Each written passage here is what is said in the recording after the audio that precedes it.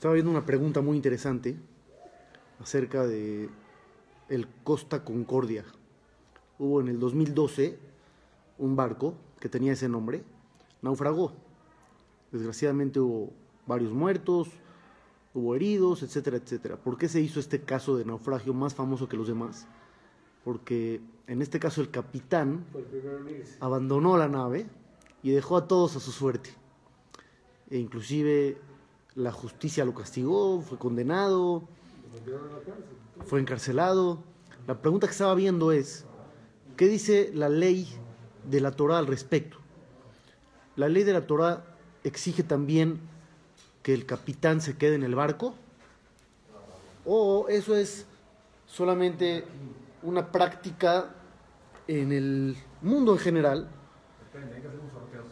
o no. No, yo estoy hablando de un barco que naufraga, real, el caso del Costa Concordia. El capitán se salió. Yo estoy hablando de un caso real. En el Costa Concordia, que se fue el capitán del barco, abandonó la nave, y dentro de los cargos que hubo contra él fue abandono del barco. Entonces, la pregunta es si también la ley judía está a favor de eso o no.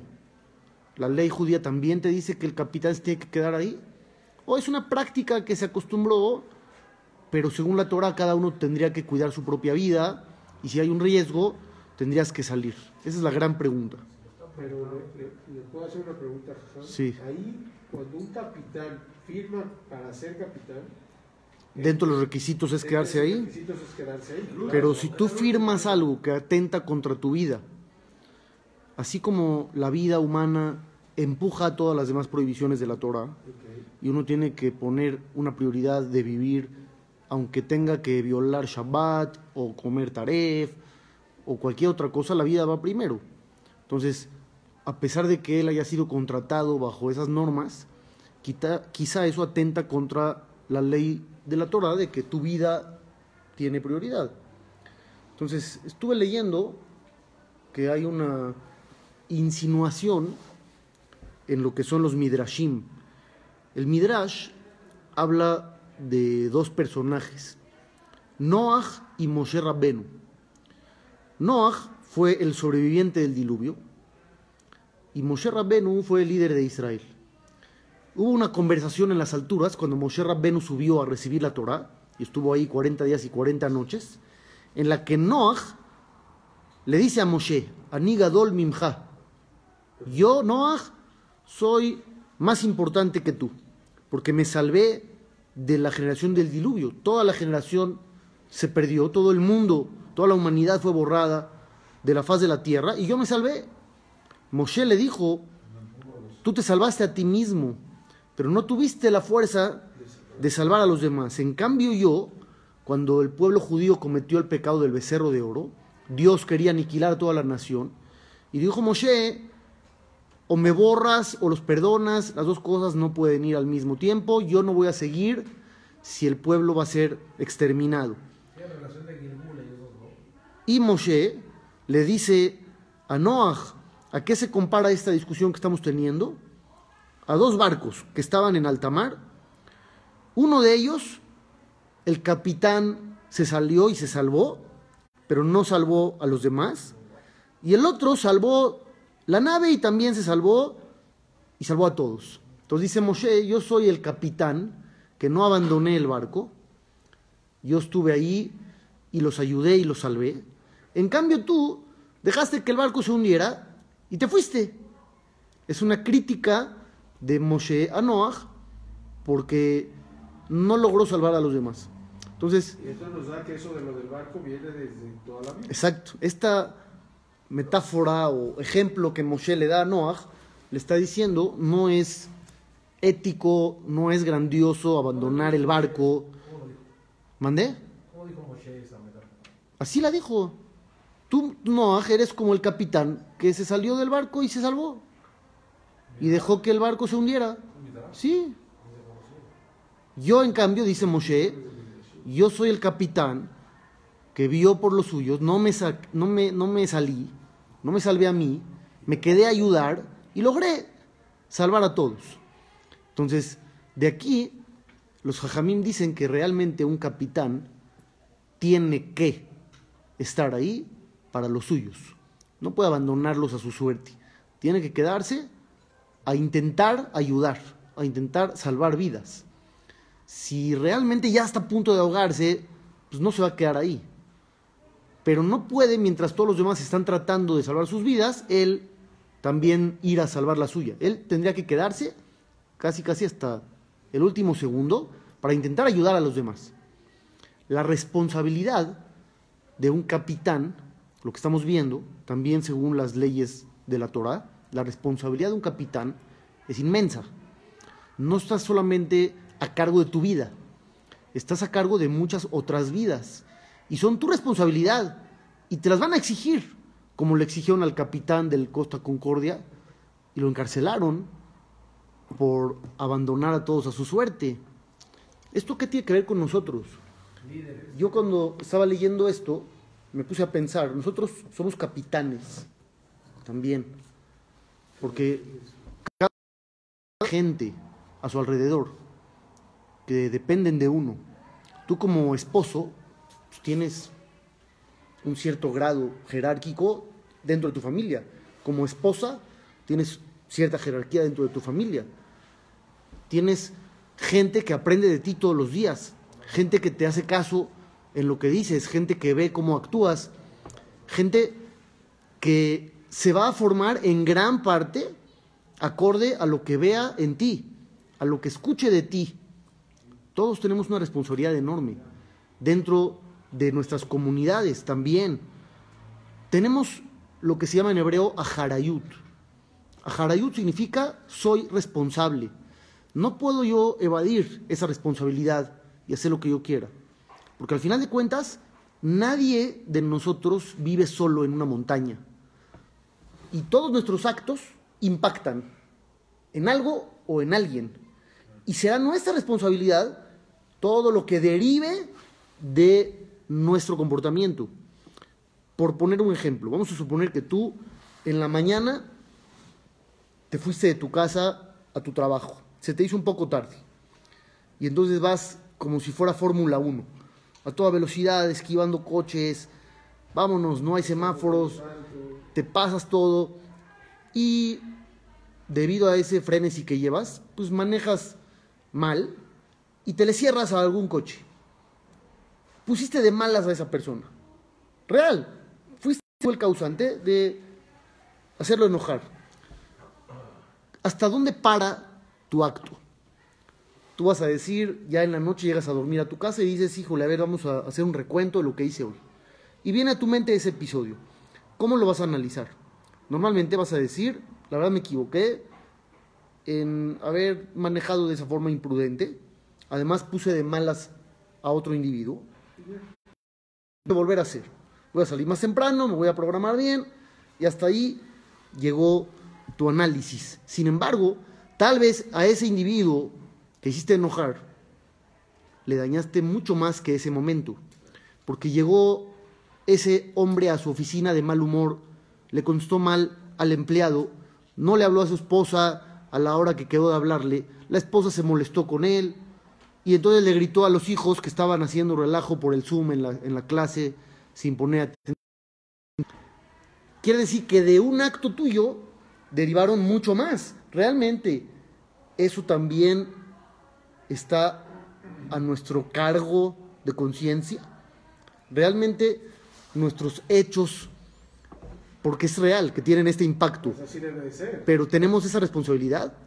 O vamos a suponer al revés, tú en la mañana viste a una persona en el Beta Knesset, en el gimnasio o en donde fuera y le sacaste una sonrisa, lo pusiste de buen humor. Él estaba medio de malas, medio down, lo pusiste de buenas. Él llegó a su casa de buenas, le habló a su esposa mejor, la esposa estaba de buenas, trató bien a los niños. Fue una cadena de acciones. ¿Te van a premiar a ti por todo lo que pasó después?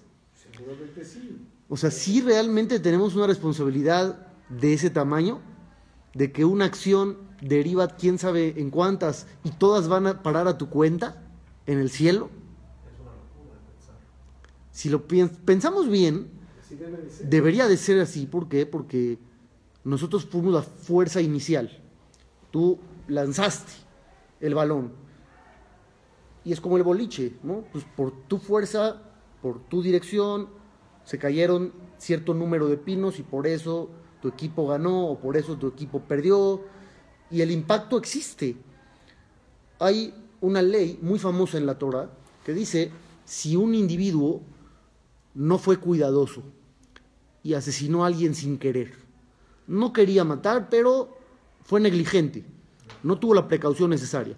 Él fue a cortar ramas al bosque, fue a talar árboles, no tomó su distancia, no checó bien las herramientas, el hacha se desprendió, la parte del metal salió volando y terminó matando a alguien. Dice la Torá, este hombre se tiene que ir a recluir a una ciudad especial, tiene que abandonar su lugar de residencia e irse a vivir famosas que se llamaban ciudades de refugio, Harem Miklat.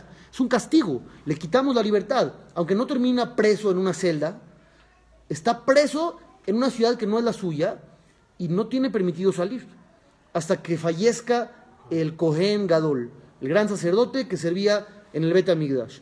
Y la pregunta que todos hacen es, ¿por qué depende de la muerte del Kohen Gadol? ¿Qué hizo él de malo? ¿Qué tiene que ver el Kohen Gadol? Hasta que muera el Kohen Gadol, te quedas ahí. ¿Por qué lo relacionan con un asesino? Y la respuesta que da el Talmud es menos entendible todavía. Porque ¿cuál es la respuesta? El Kohen Gadol tenía que haber rezado para que esas cosas no pasaran. Él, como persona santa que entra al lugar más sagrado del mundo, él tenía que haberse preocupado para pedirle a Dios que no hubiera accidentes mortales. Y entonces, él es responsable. Y ahí es donde nos cae el 20 a todos. El Kohen Gadol es el único que no hubiera pensado que tiene relación con este asesinato. La persona menos responsable sería él, porque él está todo el tiempo sirviendo a Dios, él es sagrado, él está haciendo sacrificios, Completamente de todo. él está alejado de la sociedad y del mundo, tal vez en su vida ha talado un árbol el Señor, pero de repente le damos toda la responsabilidad a él. ¿Cómo es posible que le demos toda la responsabilidad a él? Porque con su rezo lo tenía que haber evitado. Al individuo menos conectado con el hecho, le cayó todo el paquete. Quiere decir que lo que a veces no imaginamos es cierto. Tenemos más responsabilidad de la que pensamos. Y esa responsabilidad, si no la conocemos, nunca la vamos a poder llevar a cabo. Lo mismo con el capitán del barco, o lo mismo con Noah. Noah te va a decir, yo soy genial, soy extraordinario. Cuando todos murieron, yo sobreviví. Cuando nadie encontró gracia en los ojos del creador del mundo, yo con mi buen comportamiento logré trascender. Y sin embargo, Moshe Rabbenu le dice, te equivocas, tú estás terriblemente mal. Tu supervivencia no es algo de lo que puedas alardear, no es algo que puedas decir, estoy orgulloso. Al contrario. Entonces, volvemos a ver el punto. El punto es, todos nosotros somos capitanes. Tenemos impacto, tenemos gente que aprende de nosotros y dependiendo de lo que hagamos, se va a desatar una cadena de eventos y de sucesos Pero hasta la gente que no sabemos ni a dónde. Pero hasta la gente que no aprende o depende de nosotros, como usted puso el caso del que se le cierra a uno. Sí, Es una persona con que conocemos, toda ¿no? persona con la que tengas algún tipo de interacción voluntaria o involuntaria, consciente o inconsciente, pues vas a tener ahí una gran responsabilidad. Una vez una persona me había contado que él tuvo un negocio con un gentil, con un goy. Y este goy, después de hacer la transacción y varias llamadas y varias citas, el goy le dijo, la verdad estoy sorprendido por el buen trato que usted me dio. Así le dijo el goy al yehudí. Estoy sorprendido por el buen trato que usted me dio. Le dijo, ¿y por qué estás sorprendido? Y le contestó el Goy, porque desgraciadamente he tenido muy malas experiencias con gente como usted. Gente que se siente superior, actúa de manera prepotente, habla mal, agrede, trata al otro como si no tuviera ningún valor. La verdad me sorprende el trato tan bueno que estoy recibiendo por su parte. ¿Cuánta responsabilidad tendrán todos los demás que dejaron esa mala imagen, hicieron quedar mal a todo el mundo? Tenemos una gran responsabilidad. Entonces, esto tenemos que tenerlo pendiente, me refiero a tenerlo presente, que esté siempre ahí. Eres el capitán de un barco para mucha gente y dependiendo de tu comportamiento, también será lo que derive de ahí. Hay un inciso en el Código de Leyes judío, en el capítulo 1, inciso 1, donde dice el Ramá, Rabbi Moshe Iserlish, Shiviti Hashem lenegdi tamid. Esa frase que dijo el rey David de Teilim, visualizo yo a Dios frente a mí siempre, dice el Ramá, es una regla de oro en la Torah, regla importantísima en el comportamiento del ser humano, porque no actúas, hablas, te mueves igual cuando estás solo que cuando estás pensando que hay un rey frente a ti. Y no va a ser igual tu comportamiento si es un rey o si es Dios. Entonces siempre tienes que tener en la mente eso. Tengo una responsabilidad que cumplir. Soy el capitán del barco. No puedo abandonar todo e irme. A veces nos gustaría que no dependiera tanta gente de nosotros, ¿no? Y no tener tanta carga. Decir ya, mejor ser libre. Hoy es lo que muchos buscan en el mundo. Cada quien su vida, yo no me meto y nadie se mete. Y entonces cada quien tiene su burbuja. No es cierto. Todos estamos conectados y lo que pasa se transmite y se conecta y se aprende, ya sea lo positivo o lo negativo, quieras o no quieras. Al final de cuentas, vamos a poner un ejemplo global. Los estadios. Estaba oyendo en el radio que ya van a empezar a permitir gente en los estadios, en algunos partidos de México. Imagínate que tú vas a un estadio que caben 100,000 personas y van a permitir 10,000. Y va a haber sana distancia. Y alguien mete un gol. ¿Cuál va a ser tu reacción? Pues vas a gritar, vas a emocionar, pero no igual que como si estuviera repleto. Si estuviera repleto el estadio, 100,000 personas, gritas 10 veces más fuerte, te emocionas mucho más. Es el mismo evento, es la misma realidad, pero el ambiente te impacta. Y entonces, ¡pum! Así es la vida, siempre... ¿Mandé? Ver un partido en la tele vacío se siente feo, se siente... Ver un partido sin tribuna, es como ver un partido en la escuela, como lo veías así en el patio de la escuela. Hasta te preguntas, ¿por qué le pagarán tanto a estos cuates? Ya hace que te lo preguntes, ¿no? Antes no te lo preguntabas porque decías, mueven masas, mueven, impactan.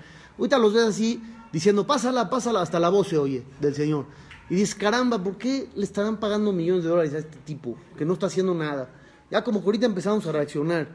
Pero antes no lo veías porque se justificaba por toda la emoción que generan. El impacto de la sociedad hacia nosotros es enorme, pero ahora estamos viéndolo al revés. El impacto que nosotros generamos, no nada más el que recibimos, el que generamos es igual de enorme para los demás que lo que los otros representan para nuestra persona. Aunque uno haga actos ocultos, también se permea en la gente que... Mira, si uno hace actos negativos de manera oculta o positivos, no tiene el mismo impacto sobre los demás, pero sí sobre ti. Y al final de cuentas, cuando tú salgas a la calle, después de ese acto que hiciste en privado, tú eres distinto cuando saliste que como entraste. Y ese hombre distinto que salió de esa habitación va a interactuar con los demás y va a tener ese impacto en la vida ajena según lo que él es. Entonces al final sí va a llegar a impactar en los demás. Nosotros tenemos que tomar conciencia de esto. Somos responsables de nuestra vida y también del impacto que generamos en la vida de los demás. Ponte a pensar con cuánta gente te topas a lo largo del día. Puedes hacer una diferencia en sus vidas. Y esa diferencia no va a ser nada más para ellos, va a ser para sus familiares cercanos, para sus familiares lejanos, para su autoestima, para su forma de ver la vida. Todo tendrá impacto. Estaba leyendo el fin de semana una historia de un padre que era muy frío con sus hijos. Por A o B motivos, el señor no era cálido con ellos en su relación. Era muy frío, muy tajante, era prácticamente como un sargento en el ejército. Puras indicaciones, órdenes y se acabó todo. Y después de tener un cierto suceso en su vida donde un familiar había perdido la vida, eso lo hizo reflexionar y dijo, tengo que aprovechar lo que tengo que vivir, tengo que disfrutar. Se acercó con su hijo, fue a su cuarto, su hijo ya era un adolescente, fue al cuarto del hijo con la intención de decirle, de abrirle su corazón, de hablar con él algo más bonito. Y se quedó callado porque no lo lograba sacar de su boca. Y entonces buscó un pretexto para decir algo, lo que fuera, para que no se vea que solamente vino a la nada. Dijo lo que tenía que decir y se salió. Y luego dijo, no, me tengo que regresar otra vez. Volvió a regresar a la habitación y le dijo, mira, hijo, te voy a decir algo que normalmente no te digo. Eres muy especial para mí. Te quiero muchísimo. Aunque sí soy duro contigo, pero quiero que sepas que te siento en mi corazón, que eres mi vida entera. La plática tal vez duró 3 minutos porque el señor no pudo decir más. Y el hijo empezó a llorar. Después de esa plática le dijo, papá, yo ya no quería vivir. Ya no quería vivir. Tenía planeado mañana atentar contra mí mismo. Mañana, porque sentí que mi vida no iba a dejar de por sí huella en nadie. Sentí que mi futuro no era brillante, mi presente de por sí pasó desapercibido. Las palabras que me estás diciendo me están cambiando la vida. Un momento de apertura, lo que salvó. Pero al final de cuentas es algo que el papá tuvo la suerte de poder hacer en el momento adecuado. Por eso la historia está en un libro. Pero ¿cuántos no llegaron a la historia del libro y se dieron cosas? Porque el impacto positivo que podías haber generado lo guardaste en el cajón y no hiciste nada y no moviste un dedo. Y entonces las cosas empeoraron y podías haber salvado mucho.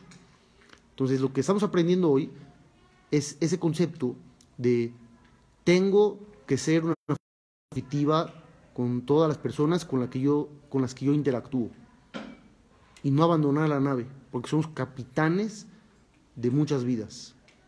Besat Hashem. Todo lo bueno también por aquí, señores. Nos estamos viendo mañana.